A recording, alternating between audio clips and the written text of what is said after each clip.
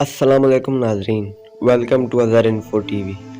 ناظرین، کیا آپ جانتے ہیں کہ سانپ اور مور پر اللہ کا عذاب کیوں نازل ہوا؟ جاننے کے لیے ویڈیو کو اینڈ تک ضرور دیکھیں۔ حضرت محمد مصطفیٰ صلی اللہ علیہ وآلہ وسلم نے فرمایا، جنت میں کوئی بھی چیز سانپ اور مور سے زیادہ حسین و جمیل نہ تھی، اور سانپ کی تو اونٹ کی طرح ٹانگیں بھی ہوتی تھیں۔ پھر ابلیس لعنت اللہ علیہ نے سانپ کے اندر داخل ہو کر حضرت آدم علیہ السلام کو بہکایا اور دھوکہ دے دیا، تو پھر اللہ کا غضب نازل ہوا اور سانپ کی ٹانگیں ختم ہو گئی، اور اللہ تعالیٰ نے سانپ سے کہہ دیا کہ میں نے خاک کو تیرا رزق قرار دے دیا ہے اور تجھے ایسا کر دیا ہے کہ تو پیٹ کے بل چلا پھرے گا۔ اللہ اس پر رحم نہ کرے جو تجھ پر رحم کھائے۔ اور اللہ تعالیٰ نے مور پر غضب کیا اس لیے کہ اس نے درخت شجرۃ الخلد کے بارے میں ابلیس کو بتایا تھا، تو اللہ نے اس کی آواز اور دونوں پیروں کو مسخ کر دیا۔ ناظرین، اسی لیے مور کی آواز نہایت بری اور پیر نہایت بدصورت ہے، اور سانپ پیٹ کے بل چلتا ہے اور اس کی زیادہ تر خوراک مٹی ہے۔